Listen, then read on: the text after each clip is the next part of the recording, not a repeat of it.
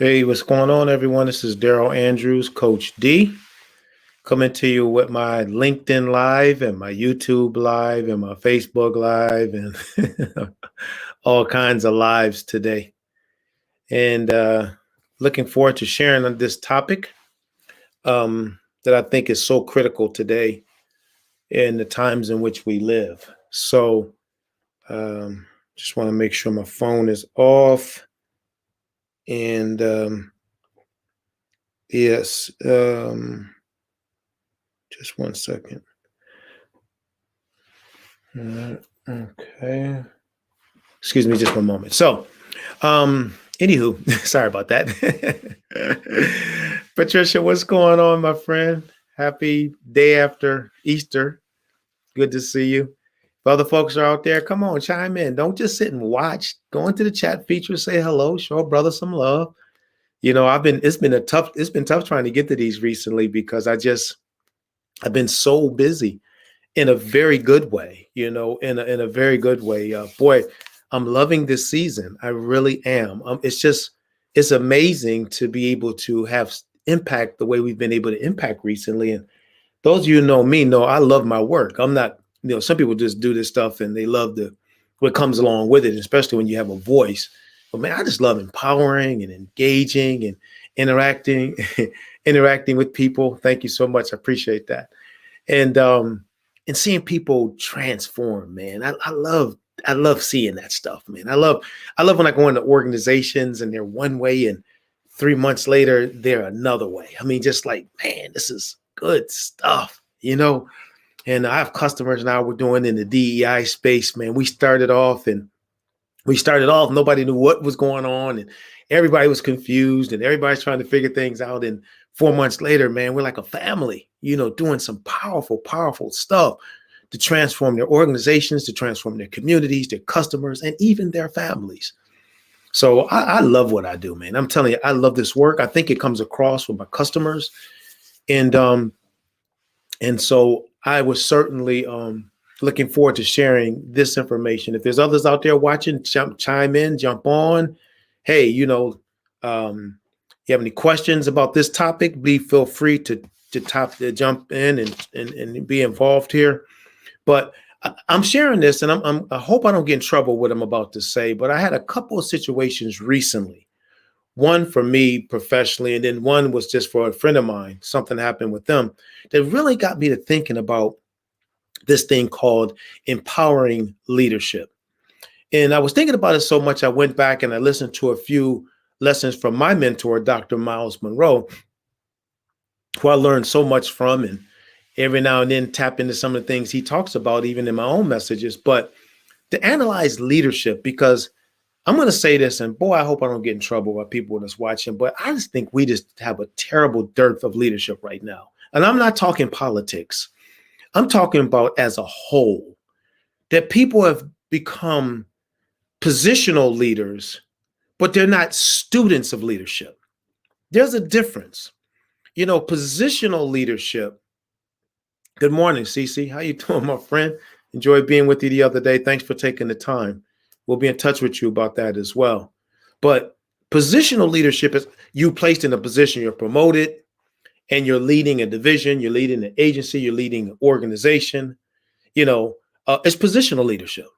You got a position, but empowering leadership is when, you may have been promoted into a position.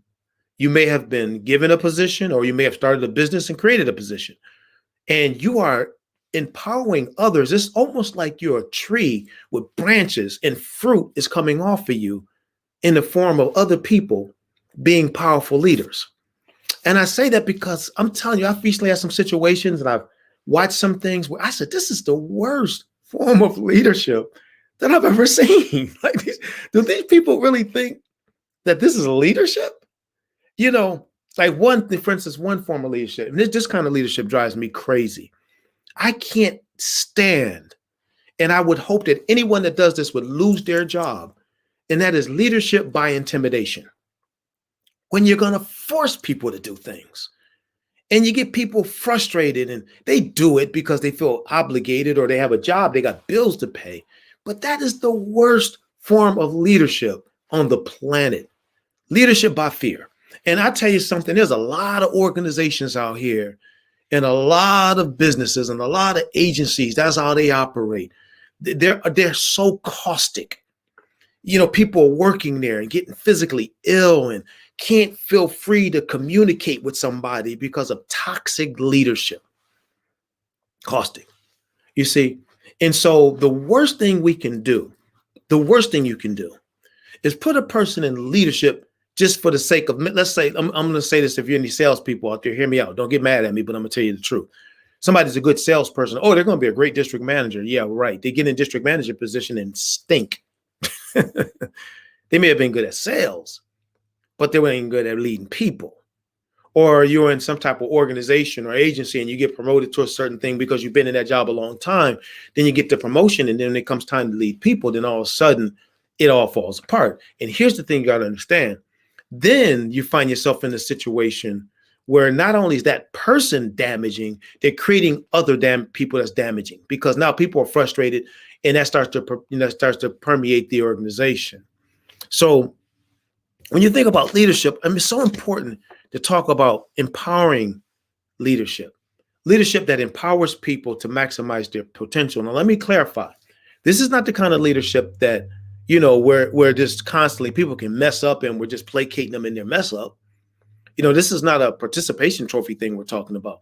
People still have to do their jobs. People still need to perform. People still need to achieve goals and outcomes. But how do we get them there? Do we fear them there, or do we empower them there? That's what I want us to get as leaders today. You know, are you going to empower people to be the best leader that they can possibly be? So, for instance, with Dr. Miles, I mentioned him a lot. And I remember one time we've had several, he's since passed, unfortunately. We lost him in a tragic situation many, many years ago. But I remember years ago, I've had a few conversations with him, and he would never say a lot, you know. And I used to always think, man, I want to talk to you because I want to hear you say something. He would say much.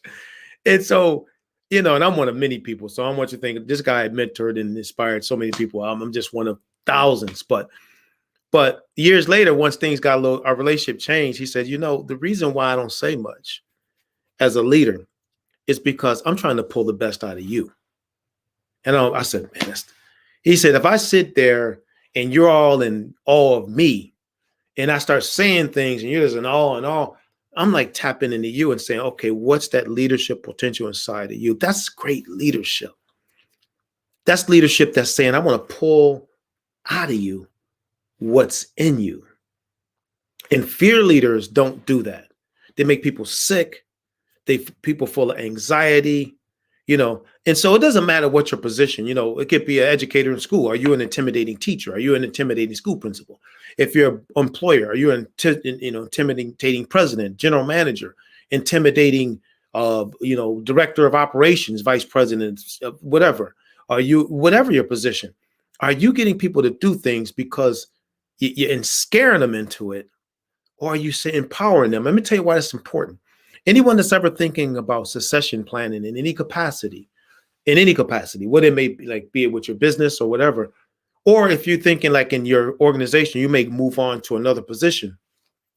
You want to have people that's prepared to step into that position. And the best way to do that is you want to empower them into that position. You don't want to,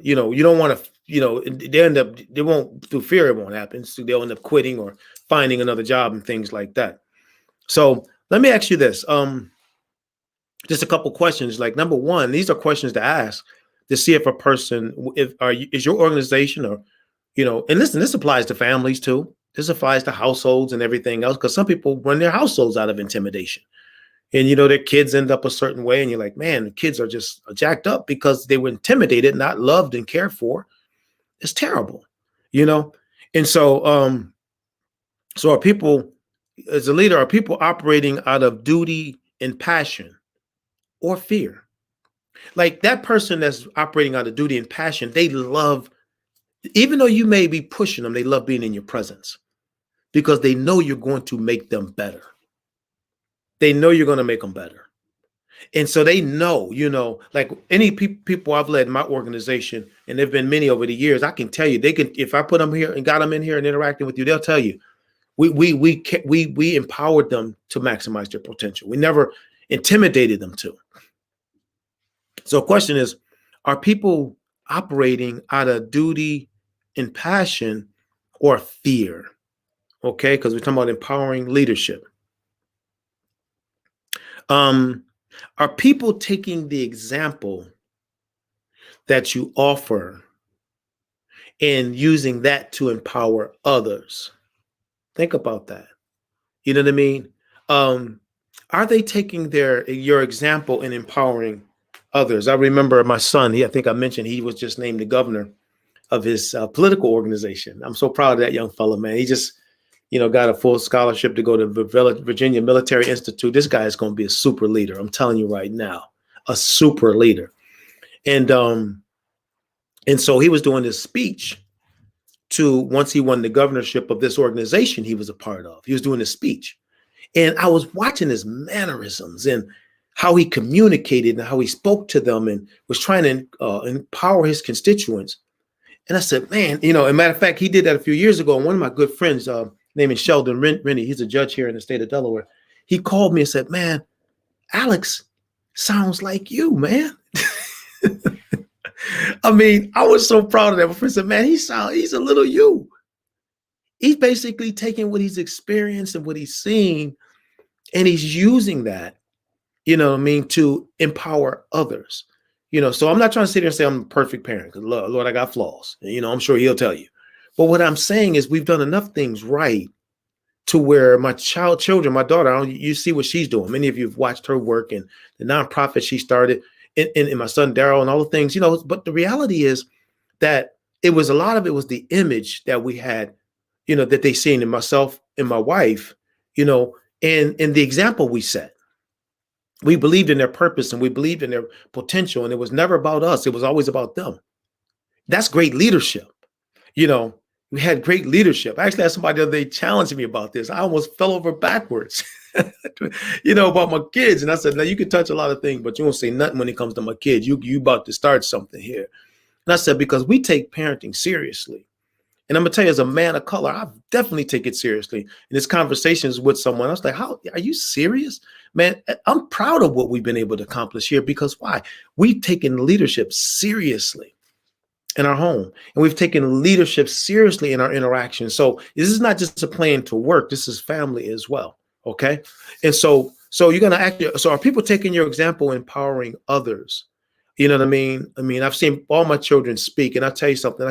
They're powerful speakers. They don't speak a lot. Like if you were to interact with them, they won't say a lot. But boy, when they get up in front of people and they're standing up there and they're sharing things, I was like, man, but they've heard me present. They've watched their mom. Their whole life has just been, I would take them to my speeches and put them on stage, things like that. So, and I'm saying that to say that's the power of leadership, because you're giving people examples. Okay. And so, in your organization, are your managers empowering people like you empower?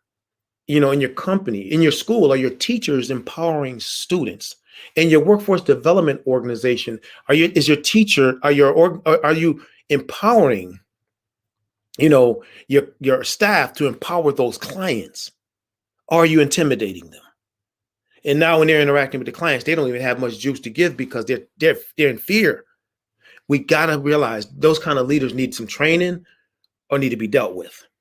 That doesn't work in today's world. We got to find better ways to lead people. Empower, write this term down, empowering. I'm going to put it in the chat feature because it's something Coach D has been talking about a lot. All right. Empowering leadership. This is the kind of leadership that I'm telling you, it just literally transforms. Empowering, write that term down. That's the kind of leader you want to be. That's the kind of leader you want your managers to be. That doesn't mean we're all walking around ding and kumbaya. But what I'm saying is we're not tearing people down. We're lifting people up. And that doesn't mean you can have to have plans and strategies and and be strategic. And I know we have different personality styles. You demonstratives have to be careful because you can destroy people because you're so aggressive. Sometimes reel that back in. Keep your energy, but don't rip people as you're pursuing excellence within your organization. I always say that specifically with my driver personalities, because you can drive people and run them over, then and put it in reverse and back up and run them over again and don't even realize you ran them over. That personality, man, you guys got to be careful. But I love your personality, because when you focus on getting something done, you get it done. So we need all the personalities. We need all of the different types of personality styles to do things. We need the analyticals, and we need the demonstratives, and we need the amiables to hug everybody after demonstratives have beat them up. Not the demonstrative, the drivers. So we just got to learn how to. I don't want to do a personality styles type thing, but it plays a role. So, and then this is the last one. You got really, are you the king and or queen of the mountain? When you walk in, are everybody bowing in fear of your awesomeness? Well, I love the fact that I can say this stuff because I'm self-employed. I can't get fired. But the reality is, that's how some people are. They walk in and everybody, oh God, they're coming. They see them in the car, everybody rustling, hustling, trying to get things together, make sure the desks look good and everything, because here they come. That's disempowering leadership. You see what I'm saying? That is not the kind of leadership that causes people to be able to maximize their potential. Now, I know we want to be successful, and you've all heard stories of tyrant leaders that built mega companies. Yeah, and they left a lot of dead bodies in their trail. And some of them dead now because they all messed up because of the way they live their lives. I'm telling you, man, I would rather have a little bit less success in empowered people than the whole world in a bunch of dead folk. I would. That's me. How much is enough? How much is, it gets to the point, how much is enough? If I got $100 billion, do I need 110 billion? Come on. Is it about trying to empower the people or just continue to make more? Come on, some of us need to think about this. I used to work for this company. All I heard was maximizing stockholder wealth, maximizing stockholder wealth, maximize. I said, God, dog, do you care about us? Is it always just about them? We out here grinding every day, meeting with these customers, interacting with people. And then, maximize stockholder wealth, maximize stockholder wealth, maximize stockholder wealth. I understand that. But you got people that are there who need to know that they're important, that they count, that their success will give the stockholders everything they want as they sit on their yachts and chill. The reality is we need to empower people. And you can't do that unless you have empowering leadership. Empowering leadership is so powerful that sometimes you have people that have very calm. And if you chime in, I would love to hear some of your feedback on this. Don't just listen, chime in. If you would like to give me some feedback, I would love that. Feedback is we ask for that. We would like to hear your thoughts. Questions like, do you see in your workspace or beyond, do you see empowering leadership? Who are some examples, even examples we don't know, of people who empower others through their leadership? Do you have a boss that way? Type some of this in the chat feature and tell me what you got, because I would love to hear some of this. I'm always learning and growing. Are you an empowered leader? Are you the one that's saying, you know what, I want my team to be able to accomplish this outcome? And what I'm going to do what Coach John Wooden did. I'm going to customize my motivation to this person and to that person and to that person. I'm going to empower each of my team members on their individualized basis. That's how I'm empowering my team. John Wooden was asked that question and said, how did you become such a successful coach? He said, write this term down. Man, it's powerful stuff. All right. This is powerful. He said this. I'm gonna type it in. You want to get this down. It's called customized motivation. Customized motivation. And this is what he said. Don't forget this, leaders. This is what he said.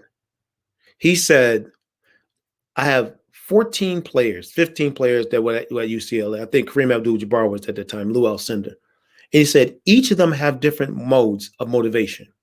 So I've talked to my coach. We've created strategies and plans. And what we do is we motivate each player based upon what motivates them. We don't do blanket in your face, get the job done type stuff. We go to each player. Now we inspire blanket. When they're on the court, we're pushing them and encouraging them. But as far as leading them, what we do is we do it on an individualized basis. Individualized basis. Let me tell you something. If you're going to lead people, that's powerful stuff right there. I mentioned we're doing myself and my good friend Pierre Campbell, and we're doing a lot with this diversity, equity, inclusion. He does a lot on allyship, biases, and microaggressions. I do a lot on racial equity. We both do crossover type things, but those are, and we always talk about how it's so important that we make sure that the leaders are interacted with first. Because here's why. I can come train all the staff members in the world, but if leaders aren't leading with this initiative, if they're not having bought in yet themselves, they're not going to model what's expected of the staff. So we do a lot. I do think tanks. Matter of fact, a month or two of think tanks with leaders before we even touch the staff. Because the reality is the leaders are the ones that's going to be the example. Are you going to empower people to do this? Or is it going to be a check off the box? And that could be with anything. It could be for professional development. It could be for team building. We do core value retreats with these organizations. Now, I always pull the leaders away when we do these. We do virtual stuff now, but we should take teams away for a weekend and just do all these core values. And I would always spend time with the leaders and said, you know what? Here's the deal. If you don't buy into this, don't spend all this money to go away for a weekend, because the reality is it's not going to work. It'll last a week and then you'll be back to what you've always done and just pay me a decent amount of money, which I'll take that if you want to pay me. But the reality is I want to see you succeed. I want to see your team succeed. I want to see your staff improve. I want to see all of it. I don't just want to, I don't mind, I love what I do. And thank goodness I get paid, well to do this work.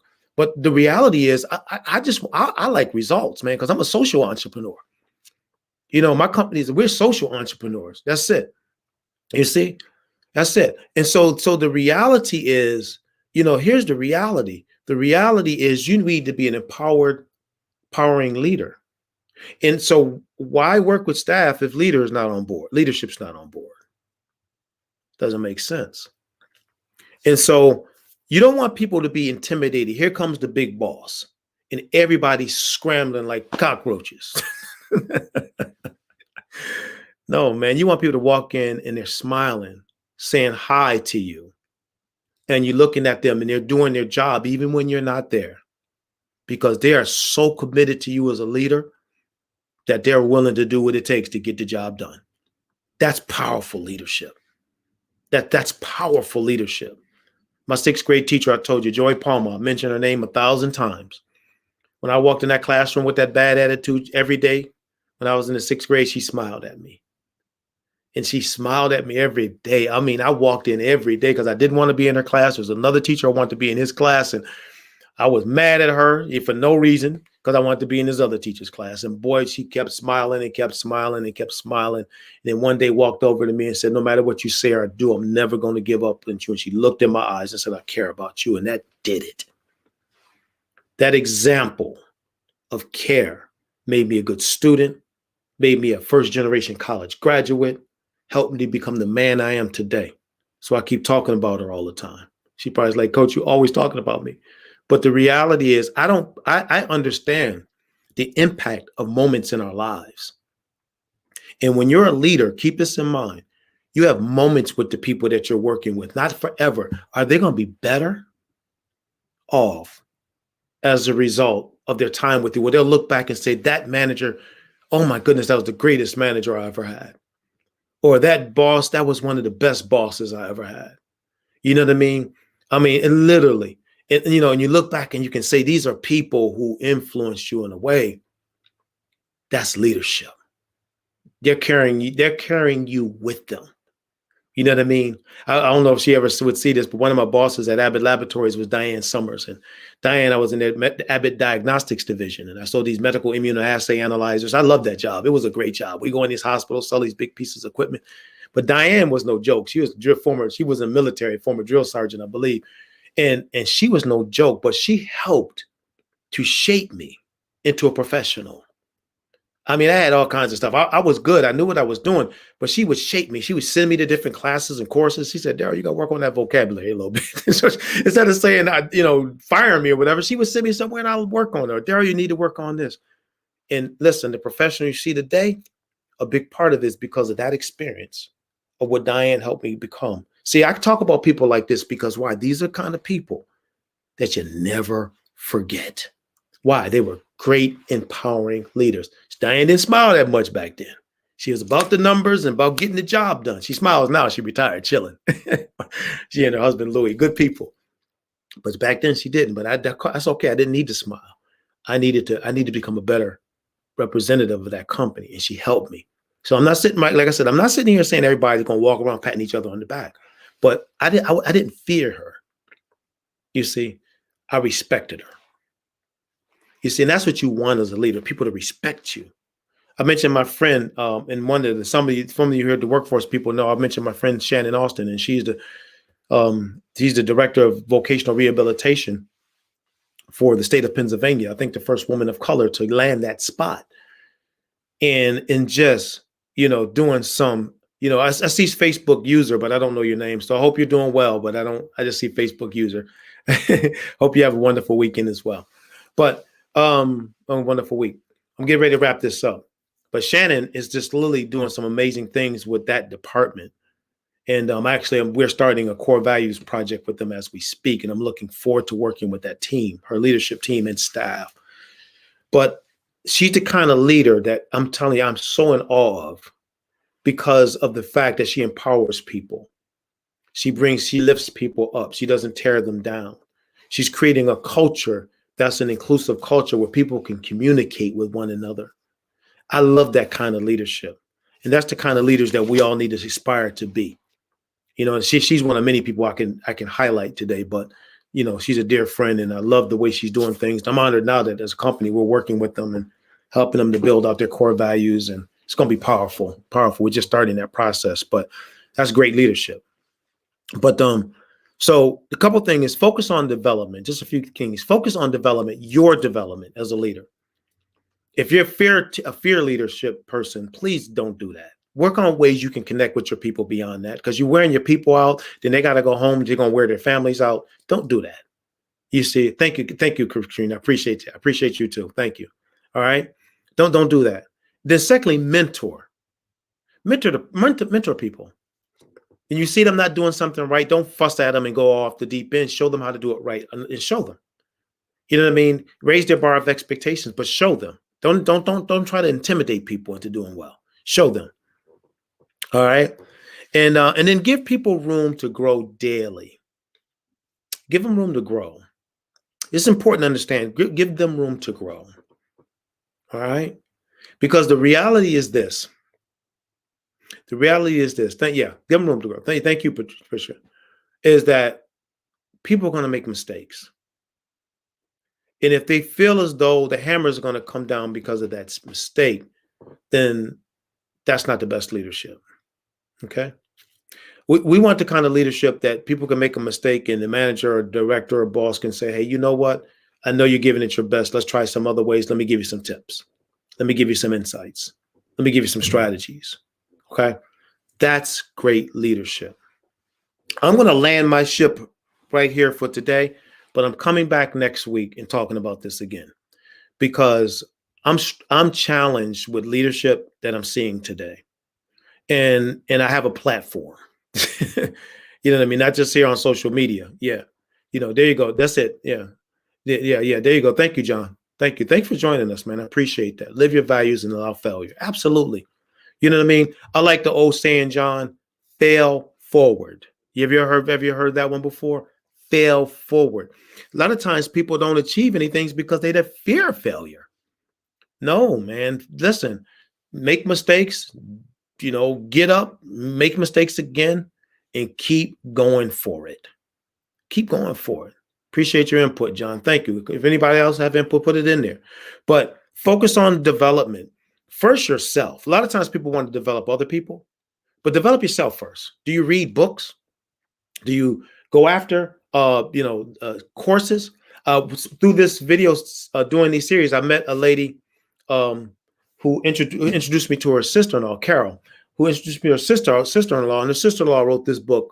Her name is Shelley Archambault, and she and I are going to be meeting in about a week or so. But she introduced me to her sister-in-law. Her sister-in-law is one of the first women of color to be a CEO in Silicon Valley. You know what I mean? Silicon Valley. So when he told me she got a book out, I said, okay. I bought that book so fast. Why? Anybody can do what she's doing. I want to learn from her. See, develop yourself and then develop others. But be strategic about it. I'm getting ready to wrap this up, but I like how some people say things like, you see, let me put it this way. You see sometimes people who are CEOs of major corporations and they talk about their mentors who got them there. And those people would sit down and just it's almost like fireside chats with them. You know what I mean? Just words of wisdom. Matter of fact, in my work, I got about another 6 or 7 years of grind what I'm doing. And that's what I'm going to be. I'm going to be a word of wisdom person. That's why I do these wisdom points. I'm going to be sitting around with a bunch of folks out there trying to build businesses, do organizations, manage people, lead people. We're just going to have these big old powwows. I'm telling you, watch. And we're just going to talk about how to lead people and how to strategize and how to put systems in place and how to build harmonious organizations that can be successful yet enjoyable at the same time. That's the kind of what we really want out here today. You see, so I love what I do. I get a chance to do it all the time. I work with organizations, businesses, corporations. Got some big meetings coming up for racial equity. Some really big meetings I'm very excited about, and then also a lot of work in workforce development. For those who are in workforce development, I'm doing some DEI work for the national. No, excuse me. Let me put it this way. I'll be speaking at the National Association of Workforce Development Professionals virtual conference doing our DEI work, and so I'm excited about that, and so I'm looking forward to that. For my Pennsylvania Workforce Development Association folks, I missed the deadline to get in for speaking, but I will be exhibiting and I will have some information there. And then we got a lot of other stuff going on, but I want to mention that because I know a lot of workforce development professionals are here. But the reality is go out and lead the right way. Don't be the kind of leader that causes people to operate based upon fear. Be the kind of leader that causes people to operate because of respect for you and respect for the way that you mentor them and develop them into becoming great leaders themselves. Because if you're not a great leader, if you're the only great leader within your organization. But that being said, if you have any questions, you can reach out to me at any time. That's my website. This is my email. And, you can always reach out if you have any questions, if you want to be brief about what we talked about. Man, this is what I do. I wake up every day and I'm empowering every single day all over this country. Sit right here, and sometimes every now and then starting to get up and go out a little bit, but I don't want to do much of that. I like virtual better because I have a chance to interact with a lot of people. But if you have any questions, reach out to us there. We work with organizations and companies and businesses all over the country, leaders, directors, staff, employees, schools, school districts, workforce groups, you name it. And we're making a difference on the planet in a very positive way. So thank you so much for your time. I hope this information was helpful. Please share this video. Go back and listen to it again, but keep in mind, you can share it. Share the video with people that you think could benefit from this, because I know there's a lot of leaders out there. That there's a lot of leaders out there that need to hear this, because they're operating in a mode that they think they're successful because they're beating people down to succeed, and they're not. They're failing. They may have a little personal success, money in their pocket, but they're not making the lives of other people better as a result. So thank you all. Take care. John, thank you for joining us, man. We do this every Monday at 10 o'clock when I can, because I'm always, we're always doing things. But thank you, sir. Appreciate that. And you all take care. Have a good day.